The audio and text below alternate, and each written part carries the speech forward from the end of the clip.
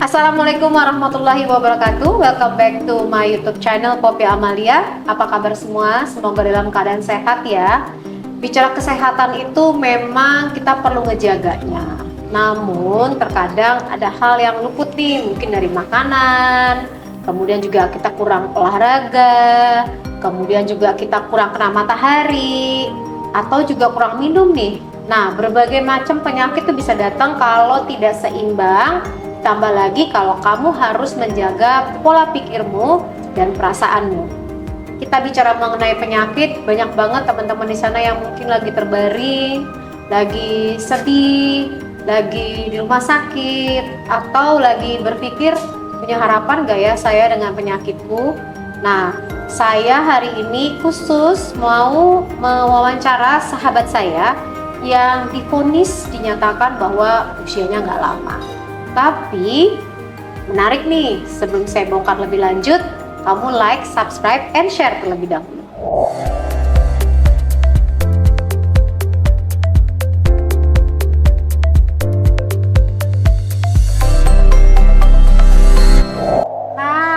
Hai Kak Poppy. Apa kabar? Kabar baik. Makasih banget udah ngunjungin Dede di sini. Thank you banget kita masih bisa berkumpul kembali. Iya, benar banget. Aku senang banget deh kalau ketemu sama dirimu. Kenapa Kak? Karena satu, orangnya tuh naif ya. Maksudnya naif itu polos banget ya. Dia itu orangnya polos banget ya. Satu, itu kepribadian yang tergambar ya. Kedua, orangnya baik banget. Amin. Semoga terus bisa menjadi kebaikan juga buat orang lain sebenarnya seperti jadi itu. Jadi itu baik, polos. Nah, kemudian selalu memikirkan perasaan orang lain setiap detik. Jadi kalau aku lagi di sini nih, Kak Poppy bilang ya kalau capek, bilang ya kalau nggak nyaman, bilang ya, semuanya tuh maksudnya aku mikirin suka banget. orang. Kamu tuh teman yang baik banget. Thank you. Emang suka kepikiran kalau orang lain kenapa nggak sehat atau apa, juga kan takut kasihan gitu kali. Mungkin tuh empati apa simpati ya? Iya, empati. Kamu empati tinggi ya. banget. Nah, orang yang empati itu biasanya sensitivitasnya tinggi, perasa juga, iya. Kemudian tadi ya, selalu memikirkan ke orang lain. Bener. Nah, ini dampaknya nih Dek, bisa jadi kalau kamu nggak terlalu memikirkan semua hal, itu menjadi overthinking. Iya, overthinking. Bener itu ya? benar banget. Jadi overthinking, mikirin nih nanti gimana ya, ini orang gimana ya, ini orang bicara apa gitu nggak? Bener, mikirin orang takut ngomong apa, apakah ini terjadi ini enggak, ini benar-benar overthinking. Overthinking aku juga nggak sesimpel itu gitu. Jadi overthinkingnya juga kayak ada paranoidnya dikit gitu. Kalau misalnya naik mobil takut kencang-kencang gitu kan, terus naik pesawat juga takut-takut gitu. Itu overthinking juga ya sebenarnya. Nah, sebenarnya kalau dikaitkan sama namanya empati, yang kan kalau kita tahu ya, pikiran manusia itu kan punya frekuensi. Jadi kalau kita mau tahu benar nggak sih ada frekuensi, jadi kalau kamu EEG itu kan keluar gelombang ya. Keluar gelombang, iya. Nah, Dede itu punya gelombang mungkin terhadap pikiran tuh lebih sensitif. Lebih sensitif bener, iya. Nah, ditambah lagi sama gelombang dari jantung. Jantung itu kan memiliki vibrasi. Vibrasi. Ya, jadi kita bisa ngerasain nih apa yang dirasakan. Betul. Sampai gerakan tubuh aku aja sama. Guys, kalian iya lihat? ya, kenapa ya? Kok bisa sama ya? Ya udah gini deh. Kayak gini. Kenapa? Karena kita ini udah satu frekuensi. Betul. Aku Gitu nyaman kan? banget dengan Kak Poppy, bener-bener luar biasa banget. Ketika aku berada dengan orang toksik, jadinya aku capek gitu. Iya. Tapi kalau ngelihat orang-orang yang positif, bikin aku juga positif Iya. gitu. Nah, lihat di baju kita juga sama. Oh iya, kan? bajunya Iya. hitam. Iya benar. Iya kan? Nah, pikiran sama perasaan itu terkonek, mengeluarkan frekuensi kepada orang lain. Jadi kalau Dede misalnya sensitif, kan itu sensitif itu kan nyimpannya di jantung. Sensitif banget gitu, memikirkan sekali. Bentuk outputnya secara psikologi disebut dengan empati. Nah, kalau Dede sampai kuat empatinya, berarti pikirannya terhadap satu hal dan perasaan terhadap satu halnya itu sensitivitasnya lebih tinggi. Makanya Dede sensitif terhadap sekeliling. Iya, betul. Terhadap sekeliling ini nggak cuma terhadap manusia aja, tapi everything around daripada Dede. Kurang lebih sekitar 2,5 meter nih, itu kan. Itu bisa ngerasain, bisa peka sekali. Nah itu dia plus minusnya. Makanya Dede dikenal pada saat kecil disebut dengan anak indigo. Betul, anak indigo. Awal tahu bahwa itu memiliki kemampuan itu kapan? Sebenarnya udah dari kecil emang punya kelainan yang berbeda dengan anak-anak lain. Tapi ketika sudah beranjak, aku lupa, 8-9an juga udah mulai menyadari ngeliat-ngeliat hantu, ngeliat-ngeliat makhluk halus. Nah cuma ketika udah beranjak SMA dibawalah ke psikiater. Nah dari situlah mengetahui definisi indigo juga sebenarnya ya. Terus juga kemudian tes kepribadian itu bener ya. Terus Reikiosi juga tes aura Kak waktu itu. Entah ini Kak Popi percaya apa tidak, di salah satu daerah Jakarta ada yang melayani foto aura gitu ya. Aura indigo, jadi warnanya ungu kenila-nilaan. Cuma memang aura itu nggak bisa satu patokan hari ini ungu, besok ungu juga.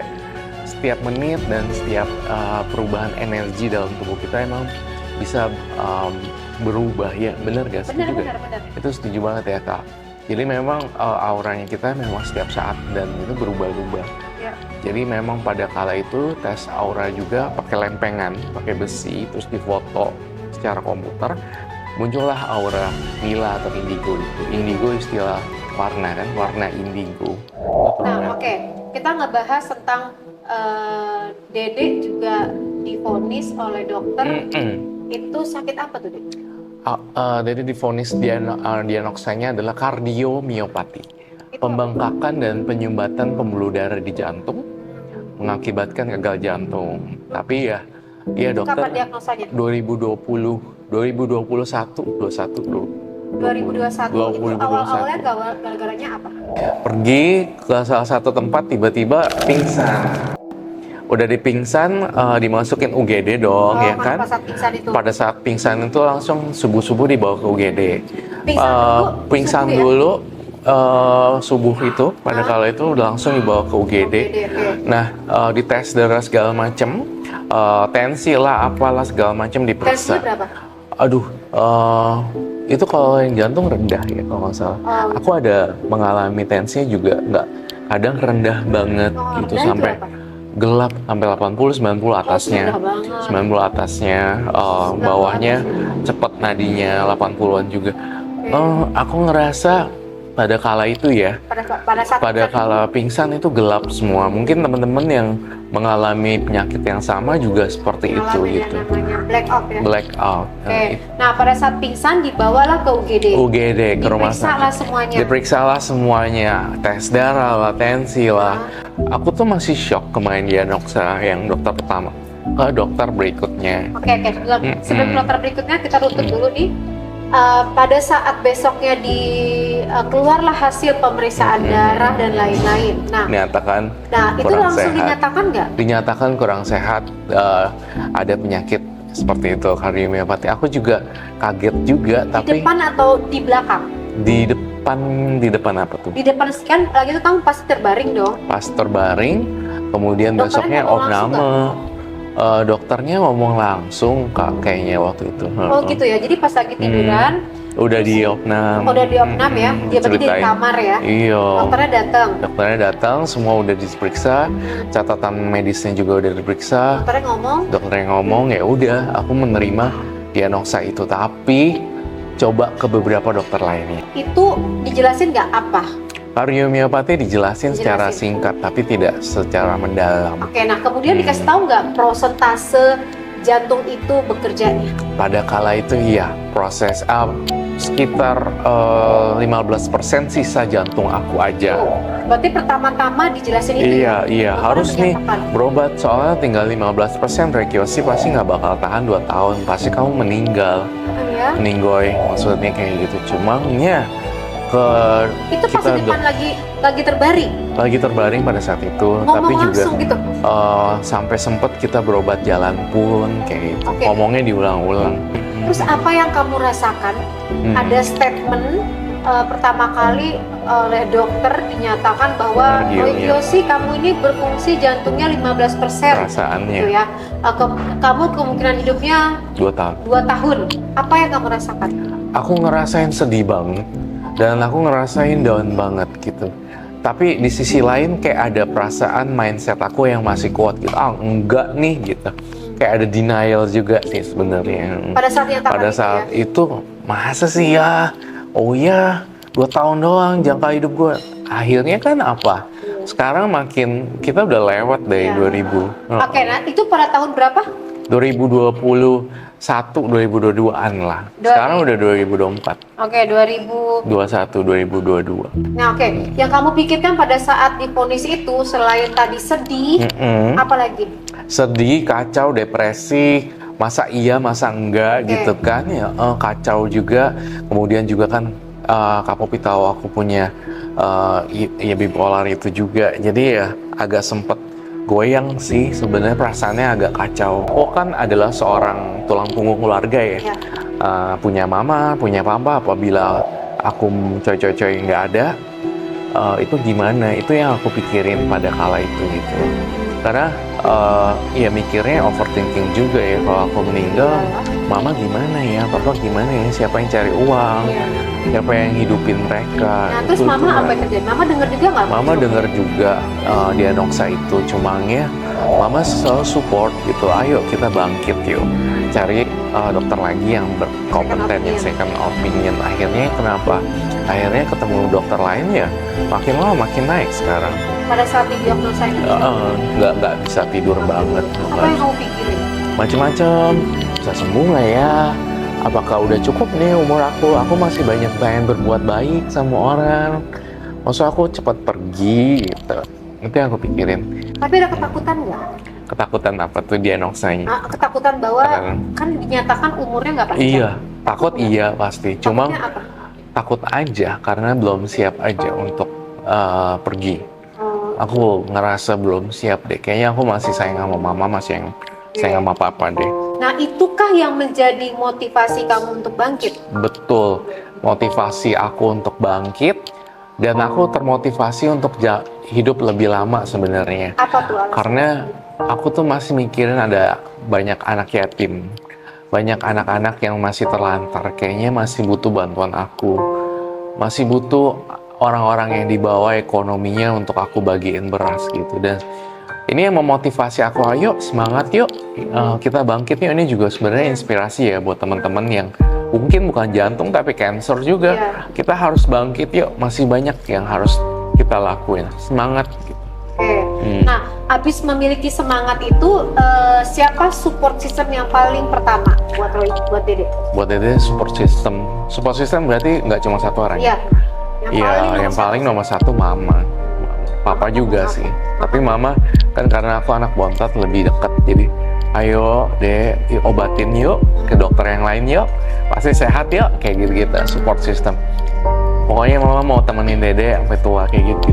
Tapi ada perasaan ini nggak pas lagi kan divonis? Ada perasaan percuma deh. Ada perasaan gitu nggak? Namanya manusia. Percuma enggak sih.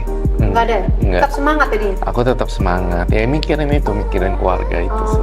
Ya aku sempet bolak-balik berdoa, ya Tuhan, kalau memang masih ada waktu, bolehlah diperpanjangkan. Dede pengen masih banyak bagi-bagi sedekah gitu. Tolonglah dipanjangkan, dikasih remisi. Itu aja doa aku. Kita kasih revisi. Kasih remisi. Apabila ini emang udah jalannya, ya tolong jangan ini secepat itu. Nah, terus pada saat berdoa dengan Tuhan kayak gitu, besoknya atau berapa waktu kemudian apa yang diperlihatkan Tuhan? Mungkin nggak secepat yang aku rasakan, cuma berangsur-angsur membaik. Walaupun belum didengar doanya langsung. Doa langsung besok sembuh, enggak. Kasih saya ketenangan sebentar gitu. Aku suka panik. Tenang, tolong jagain aku, aman gitu. Nah, terus pada saat kamu mengafirmasi, itu namanya afirmasi. Ya, mengulang tadi kan, tenang, relax, relax. self healing ya. Iya, Nah, itu menyentuh bagian tubuhnya nggak? Nggak sampai kayak gini, enggak, belum, Megang enggak. jantung Em, atau memeluk tubuh? Megang iya sih, lebih Megang megang bagian iya. Terus aku suka bilang kayak gini, lebih tenang, aman, semoga ke nggak ada bagian yang apa. sakit. Megang-megang seperti itu ya? Tapi jantung. secara teori aku kurang paham untuk memegang itu. Cuma secara refleks aku cuma kayak gini gitu. Oh, Itu bener, itu benar ya. itu benar. Cuma nggak tahu teknisnya kali ya. Iya. Dari mah cuma tahu ininya doang begini. Itu benar. Itu yang benar memang megang jantung, karena jantung itu cikal bakal Cikal kehidupan bakal kita kehidupan, kan, yang iya. membuat semua berdetak, mengalirkan oksigen, Iya, darah itu iya. kan dari jantung kan. Iya. Nah, jantung itu juga yang disampaikan bahwa ada apa tadi, sumbatan ya? Sumbatan. Ada sumbatan, gagal jantung. Kardiomiopati itu Kardiomiopati. pembengkakan jantung. Pembengkakan. Nah, kemudian Dede juga memegang jantung. Jadi artinya ngomong gitu kan untuk apa aja kalimatnya? Aku tenang, aku nggak ada apa-apa, semoga nggak ada apa-apa, semoga aman, aku sehat, mama papa masih butuh aku, ya aku harus sehat. Kayak gini. Banyak kok yang harus banyak yang aku tolong Kak, jadi aku harus sembuh sendiri. Nah, bertahap nggak dari 15% menuju ke 20%, itu ada nggak prosesnya? Prosesnya ada, bolak-balik berobat jalan, tes darah, makin lama makin naik. Itulah yang bikin aku happy, jadi kayak, oh iya ya, berubah nih. Karena aku bukannya takabur ya, maaf ya. Aku oke-oke aja sekarang, aman. Walaupun semua udah terjadi, ternyata aku masih kasih umur ya tak.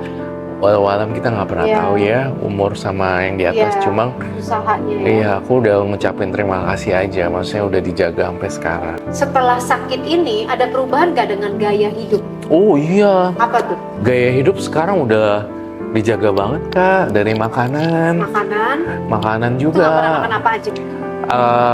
Mie instan. Dulu suka makan Dulu, apa? bisa mie instan tiap hari gitu. Oh. Minuman soda tuh. Minuman yang manis-manis tuh. Itu udah semua lengkap, paket komplit. Aduh, maaf ya kalau lagi syuting minum minuman yang mengandung energi gitu ya. Nah itu dia benar. Kamu pengen ngomong apa masih anak-anak ini deh? Aduh. Dan yang belum kena ya, kalau Adik-adik. yang belum kena yang suka jajan-jajan minuman-minuman warna-warni. Iya, adik-adik semua, ayo kita mulai kontrol minuman dan makanan kita. Walaupun yang manis-manis juga bisa cuci darah juga. Aduh, minuman yang mengandung energi. Nah, habis itu ditinggalin lah itu ya. Tinggalin, susah banget Terus awalnya. gantinya apa? Kan biasanya senang minum manis nih. Cara ngegantinya apa sama mama dikasih apa? Dikasih sama mama itu air es aja. Dibuang semua minuman manis. Air es aja? Iya, air es aja. Oke, jadi dari makanan, pikiran berubah. Iya, makanan, pikiran. Pola hidup. Terus, mulai masih main-main malam, masih jalan-jalan nggak? Penelusuran iya kadang, cuma udah nggak sesering dulu. Kayak dulu ya. Dijaga banget sih. Dijaga, jadi tidurnya jam berapa? Nah, kalau tidur aku ngalamin kesulitan tidur biasanya. Makanya kenapa jam 10, jam 9 tidur tuh udah paling harga yang mahal, hadiah. Self reward. Kalau jam 10 tidur? Iya, jam 10, jam 9. Kadang udah nggak bisa tidur gitu kan. Suka mikirin ini, ntar ada megatrust kayak, ntar ini nggak ya, overthinking juga kan. Karena tadi pikirannya hinggap di dalam punya frekuensi yang cepat kan terhadap masalah yang terjadi sekeliling kan. Baca berita mengenai megatrust lah, baca berita mengenai ada bencana lah, apa yang kamu pikirin? Kepikiran, masa iya ya gitu. Pasti itu ada. Itu ya? Iya, maka itu sulit itu. Oke, Dede, apa yang ingin disampaikan nih buat orang yang masih berbaring sakit? Apa yang ingin disampaikan pesan-pesannya supaya mereka bangkit lagi mungkin? Ya, buat teman-teman di luar sana yang masih berjuang dengan penyakitnya, entah itu kanker kah, entah itu apakah, maksudnya itu lagi di diagnosa bakalan ini parah, nggak lama meninggal. Ayo kita bangkit, kita mulai dari mindset, kita positif, ubah gaya hidup, insya Allah mudah-mudahan itu akan berubah. Jadi harus mulai semangat dulu dari tahap pertama. Nggak boleh stres juga, harus happy ya, nggak boleh stres. happy, ya jalanin aja. Nah buktinya saya bisa sembuh dari penyakit yang menyeramkan. Ya. Apalagi teman-teman di luar sana yang pasti dengan gaya hidup yang sehat, pola pikir yang oke, pasti bisa sembuh. Itu Dan pesan semua aku. kembali kepada Tuhan ya. Semua kembali kepada yang di atas dan Tuhan. Iya. Dede kayaknya ada buku ya, jelasin dong bukunya seperti apa. Oke, aku ngeluarin buku ini, Indigo dan Dunia Lain. Jadi benar-benar ini pengalaman-pengalaman horor yang pernah aku alami dari umur kecil lah, kemudian sampai bisa menjadi seorang reikiosi. Jadi aku menerbitkan buku pertama ini, Indigo, kedua Dunia Lain ya. Seru banget. Seru ya. banget ya. Oke, kalau mau beli di mana, Dede? Iya, kalau mau beli gampang banget, langsung masuk ke kolom pencarian, ataupun juga bisa cari di toko orange, toko hijau, banyak banget kok ini. Langsung aja ya. Iya.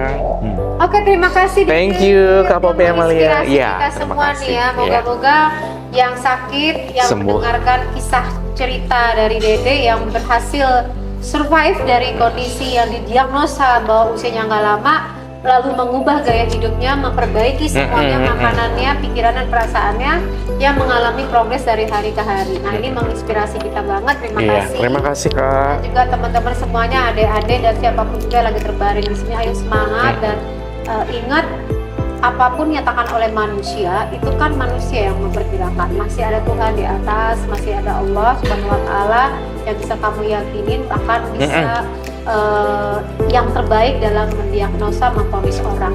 Nggak mesti harus sakit kok kalau dipanggil, nggak mesti harus usia tua kok kalau dipanggil anytime pun bisa. Jadi kamu tetap semangat bahwa masih ada yang lebih hebat dari sekedar diagnosa, usiamu yang terbatas, masih ada Tuhan.